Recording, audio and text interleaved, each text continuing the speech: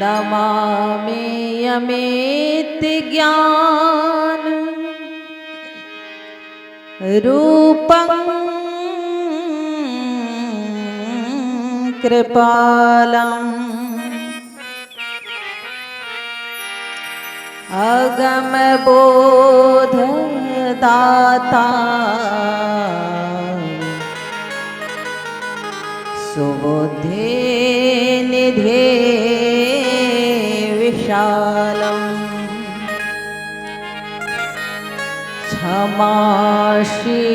क्षमाशीलयति धीर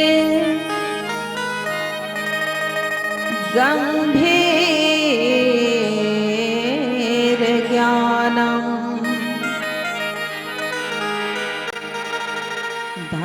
धर्मकील दृढ़ धीर समधीर ध्यानम्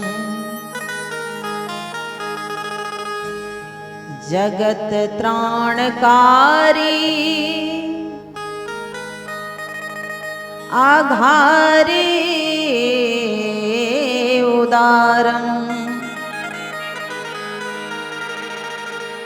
भगत प्राण रूपं दया गुण अपारम्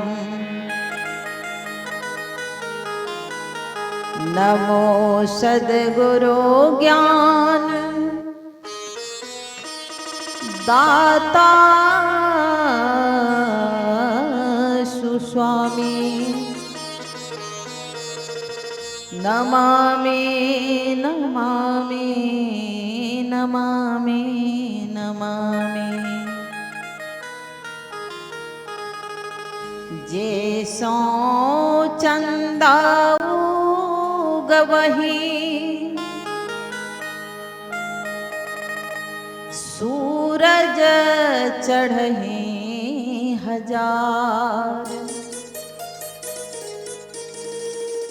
जेते चाणन होंदिया गुरु बिन घोर अंधार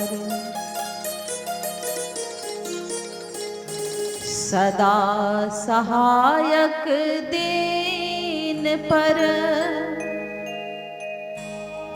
सतगुरु कृपा निधान भूल चूक मम माफ करे सब विधि करो कल्याण जनकबती बाबू जन तन आनंद मंगल रूप मेहि गुरुवर दया करे मम उर बसहु स्वरूप मेहि गुरुवर दया करी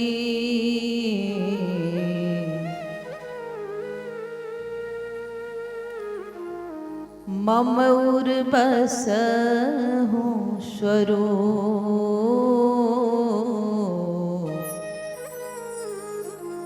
मम उर बसहु स्वरूप मम उर बसहु स्वरूप।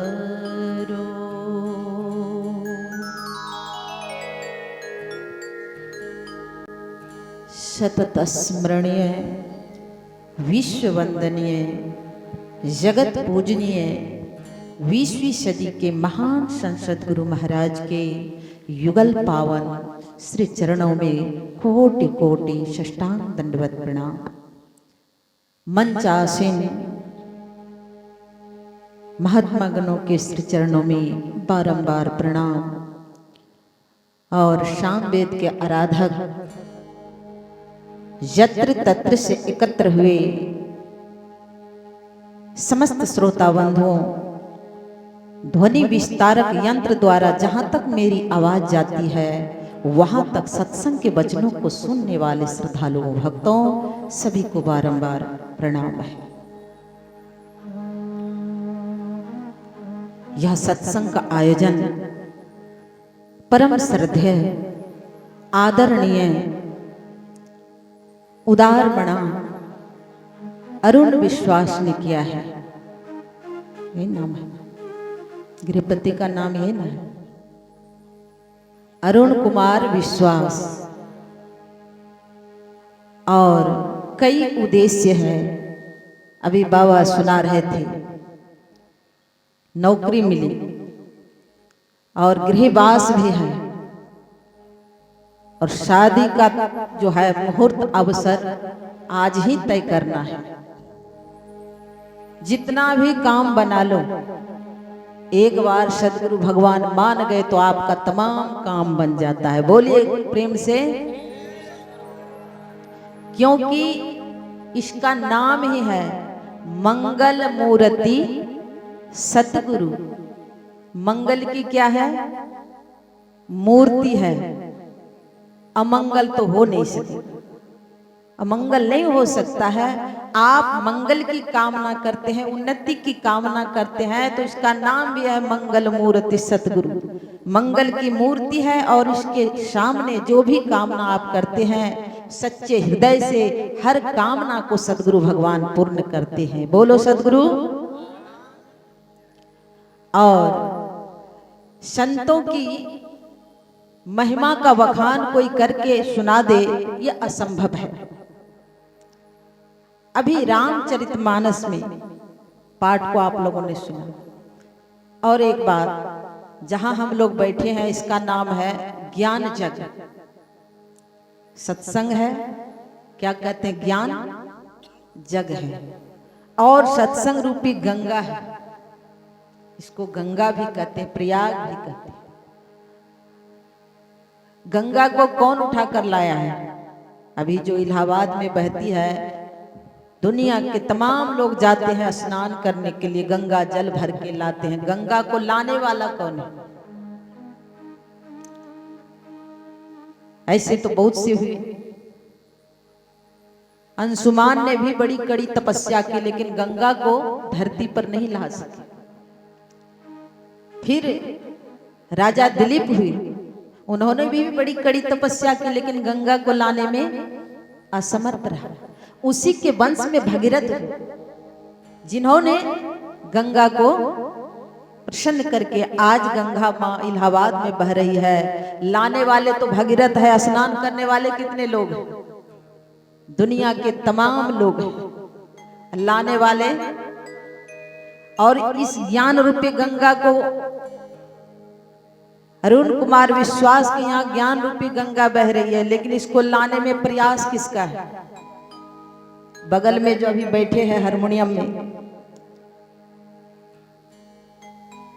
गायक जी प्रकाश शर्मा, इनके अकथ प्रयास से, इनके सहयोग से ये गंगा जो है आज यहाँ बह रही है। बोलिए एक बार श्री सद्गुरु। तो यह ज्ञान रूपी गंगा है। भगवान श्री कृष्ण कहते हैं गीता में अर्जुन से, हे पार्थ,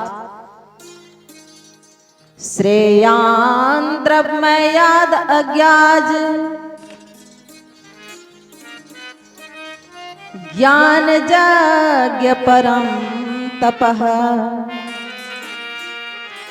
सर्वकर्माखिलं पार्थ ज्ञाने परिसमाप्यते। हे पार्थ, संसार में जितनी प्रकार के यज्ञ है सभी यज्ञों से श्रेष्ठ ज्ञानमय यज्ञ है। एक बार बोलिए सद्गुरु।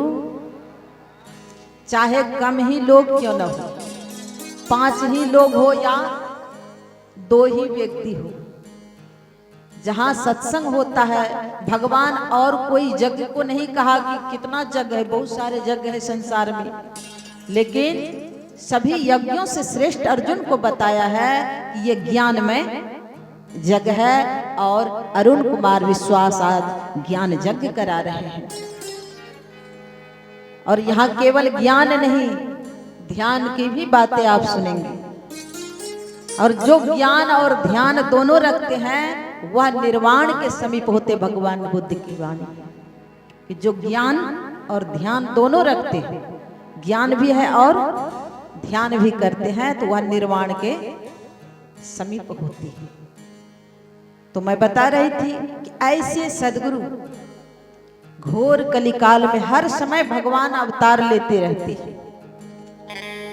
त्रेता आए तो भगवान श्री राम बन के आ गए, द्वापर आए तो वही भगवान फिर कृष्ण बन गए, अब कलयुग आए हैं तो संत के रूप में आ गए।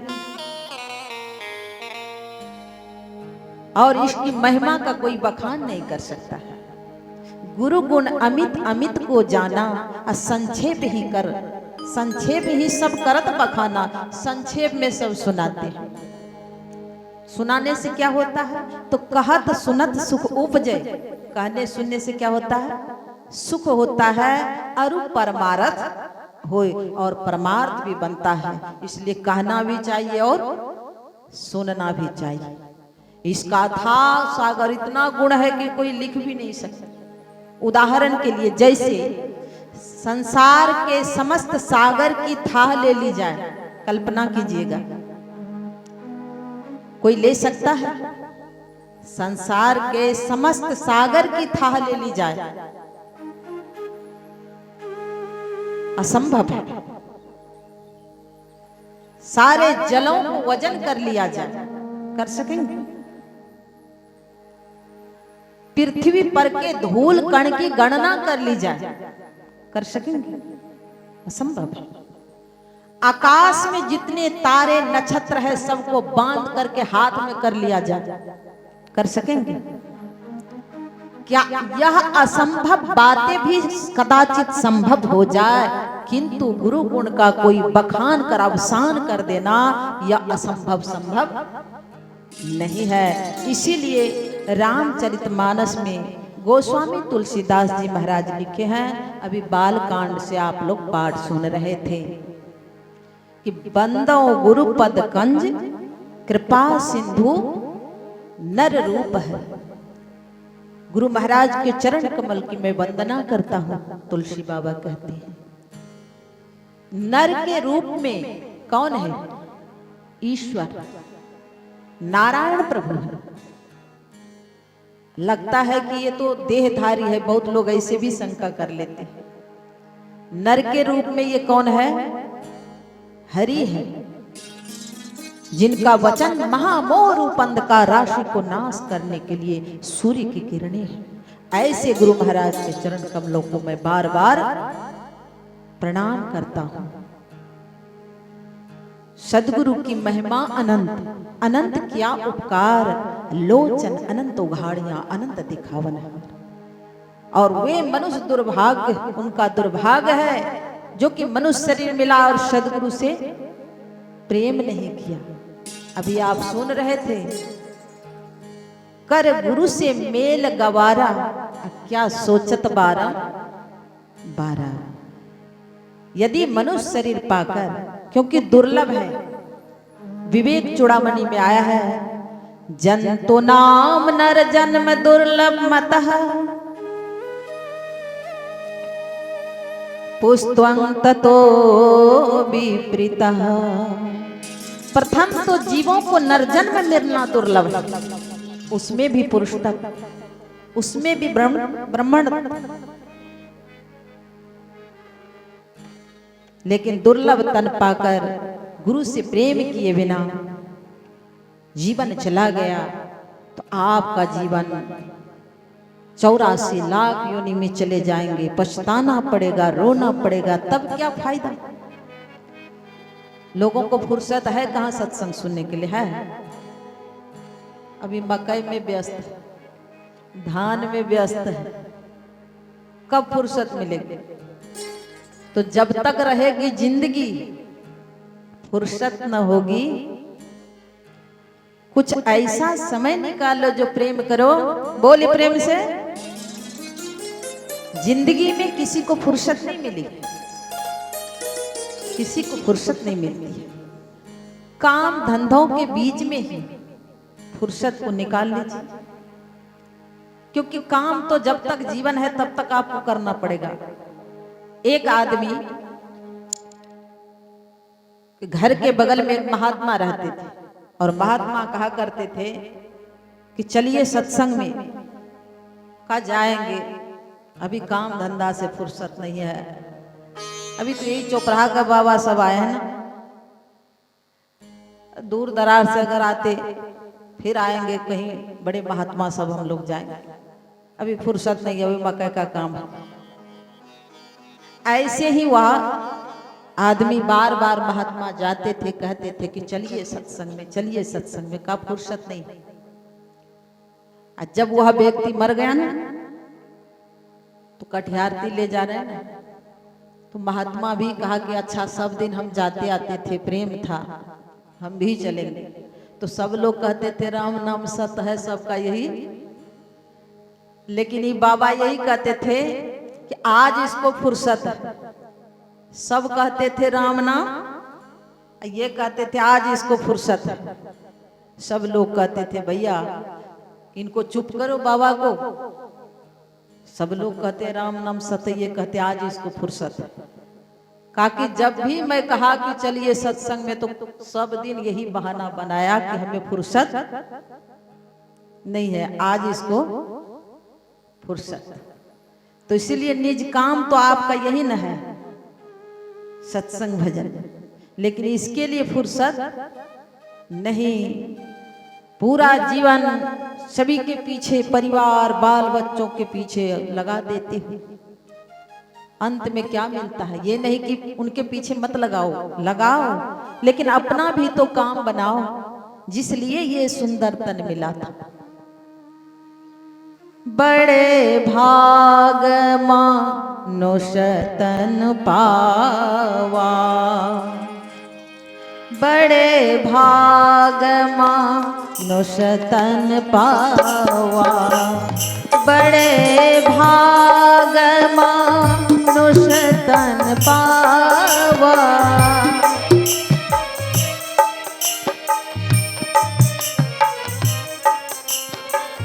बड़े भाग मानुष तन पावा, सुर दुर्लभ सब ग्रंथ गावा, सुर दुर्लभ सब ग्रंथ गावा। जो शरीर मिला है ना, ये देवताओं को भी दुर्लभ है। देवता भी चाहते हैं कि हमें भी मनुष्य शरीर मिले, क्योंकि देव शरीर तो है, देव शरीर, मनुष्य शरीर तो छूट गया।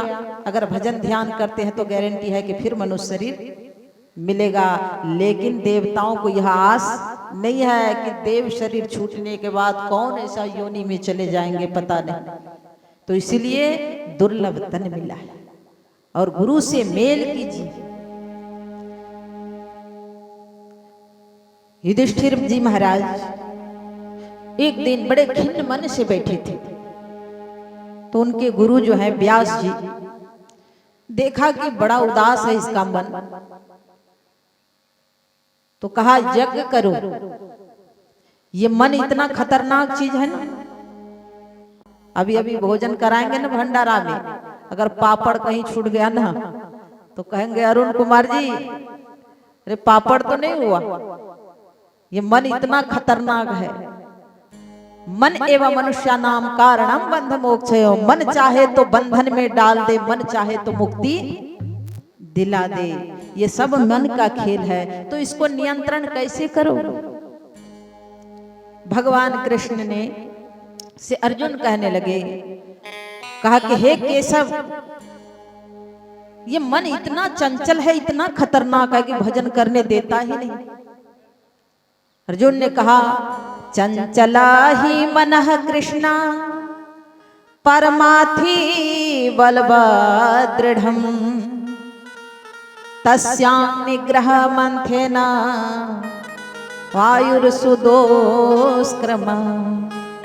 का हे केशव हे मधुसूदन, ये मन इतना चंचल है, मत डालने वाला है, बड़ा कठिन है, बस में नहीं होता है, कैसे भजन किया जाए।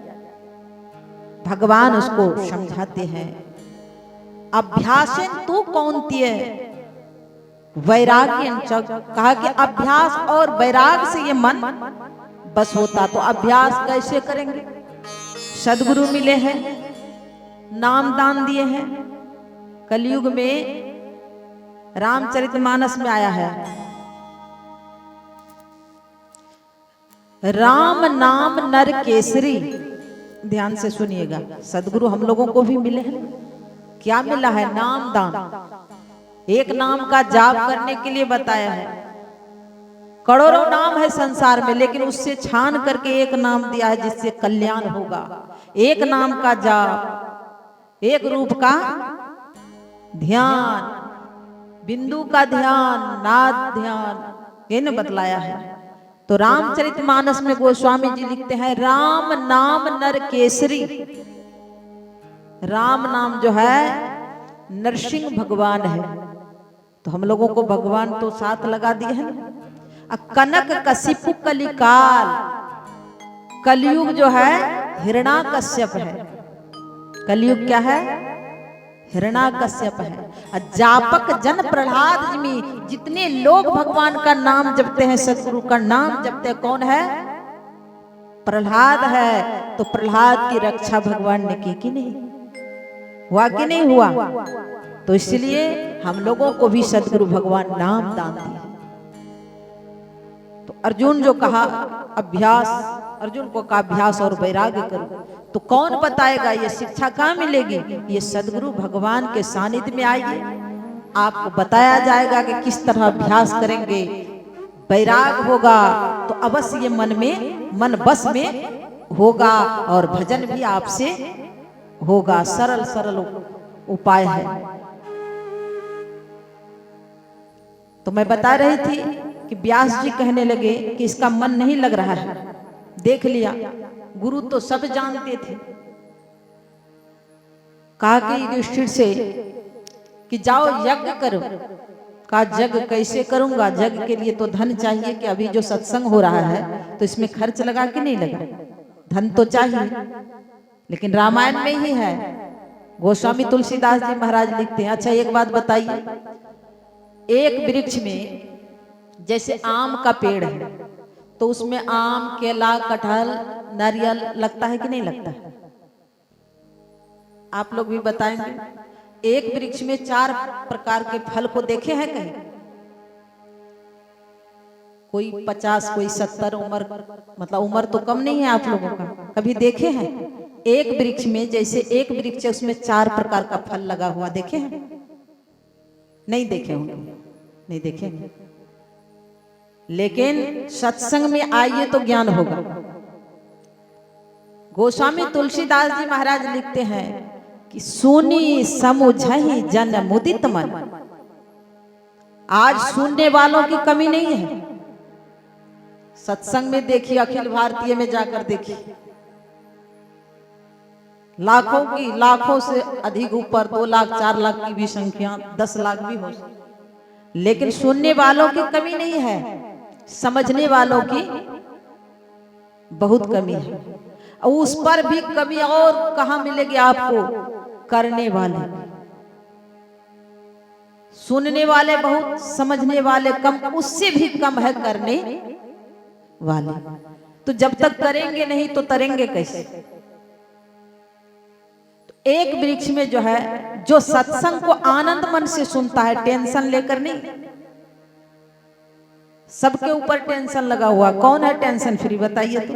एक घर में यदि 10 परिवार है ना, सबके ऊपर टेंशन है, सबके। विद्यार्थी है तो पढ़ाई कर रहा है, उसको भी टेंशन है। आप अभिभावक हैं, गार्जियन हैं, तो आपको भी परेशानी है। सबको संभाल करना, कितना कहाँ लगेगा, सब कुछ जोड़ना, आपको भी परेशानी है। बच्चे को भी परेशानी है, माताएं लोग को भी परेशानी है, मतलब टेंशन सबको है।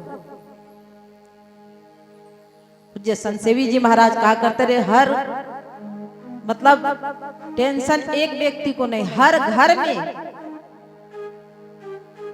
घर में टेंशन है, सबको है। जितने परिवार में 10 व्यक्ति हैं तो 10 के सर पे टेंशन है, कोई टेंशन फ्री नहीं है। लेकिन यहाँ तुलसीदास जी कहते टेंशन फ्री होकर सुनो, मकई खेती कल भी कर लेना,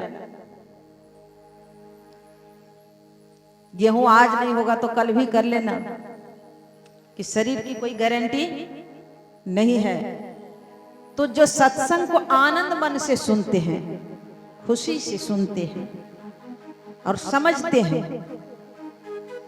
जन मुदित मन मज्जहि अति अनुराग, तो सत्संग रूपी वृक्ष में, एक वृक्ष में 4 फल मिलता है। कभी नहीं सुने तो आज सुन लीजिए। एक वृक्ष में, बोली प्रेम से, तो सुन लिए कैसे 4 फल लगा।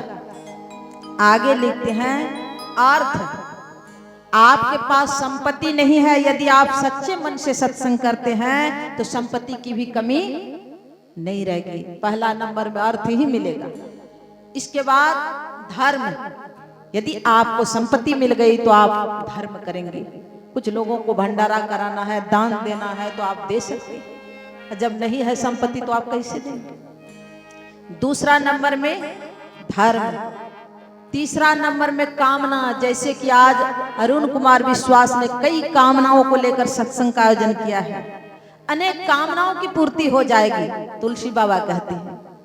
तीसरा नंबर में अब कामनाओं की पूर्ति होगी, 3 फल हुआ ना। और चौथा नंबर का फल है मोक्ष, अर्थात छुटकारा। किससे? तो संसार और शरीर दोनों से छुटकारा मिलेगा। आवागमन सम दुख दूजा, है नहीं जग में कोई, इसके निवारण के लिए प्रभु भक्ति करनी चाहिए। तो कौन कौन करेगा भक्ति? केवल पुरुष लोग, ऐसा लिखा है, माताएं नहीं कर सकती हैं। जितने मनुष्यधारी हैं प्रभु भक्ति कर सकते सभी। तो संसार में जितने भी मनुष्य हैं सब कोई ईश्वर का भक्ति कर सकते हैं। तो मैं बता रही थी कि व्यास जी कहा, मन जो नहीं लगा युधिष्ठिर महाराज का, तो कहा कि जाओ यज्ञ करो। कहा मेरे पास धन नहीं है, तो कहा कि अमुक जगह पहाड़ में धन गड़ा हुआ है, जाओ वहां धन मिलेगा। गुरु के बातों पर विश्वास किया। अगर विश्वास नहीं करता कि इतना बड़ा पहाड़ है, कौन खुदाई करे, अब धन है कि नहीं है, अंधविश्वास में रहता तो धन मिलता नहीं मिलता। गुरु के बातों पर पूर्ण विश्वास किया कि अगर गुरु महाराज कह रहे तो अवश्य धन है। हम लोगों को भी कहा ना, सदाचार का पालन कीजिए, एक आसन पर दृढ़ करके विश्वास करके बैठिए देर तक, अवश्य आंखें बंद कीजिए और एक नाम का जाप, एक रूप का ध्यान करते रहिए, कुछ न कुछ अवश्य आपको मिलेगा। लेकिन इतना विश्वास होगा कब? होता है 10-5 मिनट ध्यान कर लेते हैं। गुरु महाराज कहा कम से कम त्रिकाल संध्या 1 घंटा 1 घंटा 1 घंटा तीनों टाइम में करो, तो 10 मिनट 5 मिनट बहुत। अब कलयुग है, सब काम में अब फुर्सत नहीं, ध्यानों करने के लिए फुर्सत कम करते हैं, कटौती करते हैं तो ठगे चले जाएंगे। युधिष्ठिर महाराज जाते हैं, पहाड़ की खुदाई की और वहां धन मिला, धन का अंबार मिल गया। कहा जितना धन ढोना है सो ले जाओ। तो युधिष्ठिर महाराज पूछने लगे ये धन किसने रखा है? तो कहा कि राजा मरुत हुए थे, राजा मरुत ने इतना दान किया था, याचक को, ब्राह्मणों को, सबको इतना दान किया कि ढोते ढोते थक गए। कैसा दानी था? जो धन नहीं ले जा सका तो उसको पहाड़ में गाड़ दिया था, वही धन है। तो गुरु बताए, गुरु के बातों पर विश्वास किया और धन का अंबार मिल गया। तो हम लोगों के अंदर में भी वह संपत्ति है, वह धन है। आंख के नीचे तो अंधकार है, अंधकार में क्या मिलेगा आपको? कुछ नहीं मिलने वाला है।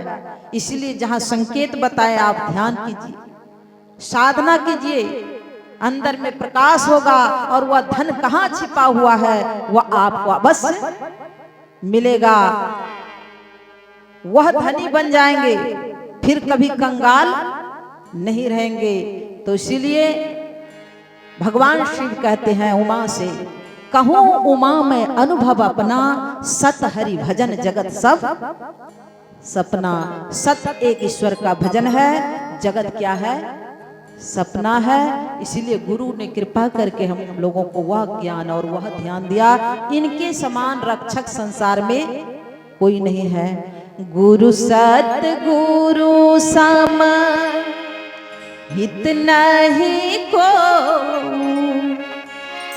निष्ठ दिन करिए सेवहे। गुरु सत गुरु सम हित नहीं को,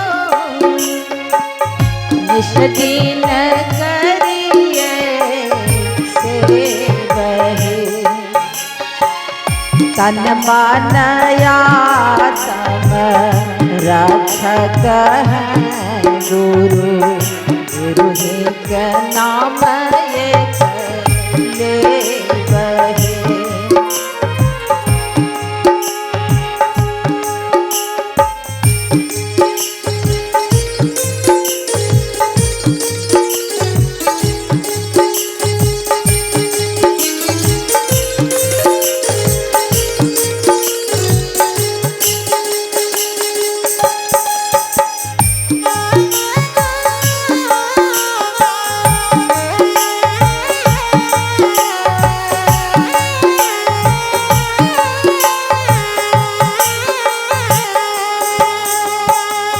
माता हूँ ते बड़ी छोह कर नित, पित हूँ ते अधिक भलाई है।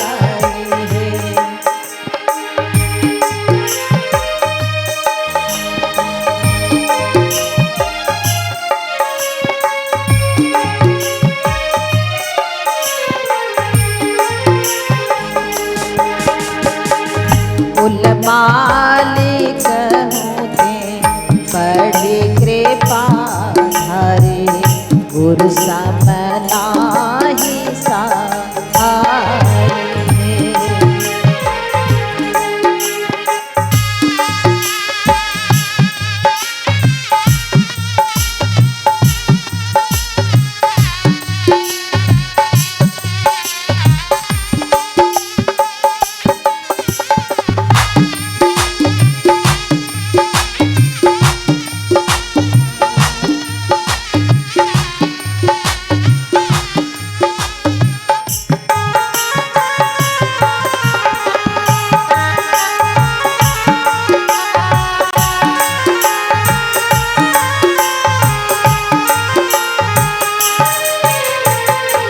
इसलिए सदगुरु के समान कोई इतना कृपा करने वाले नहीं मिलेंगे। तन का रक्षा, मन का, धन का, आत्मा की भी दुर्गति नहीं होती है। इसलिए सब दानों में धर्म का दान उत्तम है। सारे रसों में धर्म का रस मीठा है। सारे आनंदों में धर्म का आनंद श्रेष्ठ है। तृष्णा को मारने में ही सब सुख मिलता है। इसलिए सभी कोई सदगुरु के शरणागति लीजिए और सत्संग कीजिए, अपने जीवन को धन धन कीजिए। इन्हीं दो शब्दों के साथ मैं अपने वक्तव्य को विराम देती हूँ। आप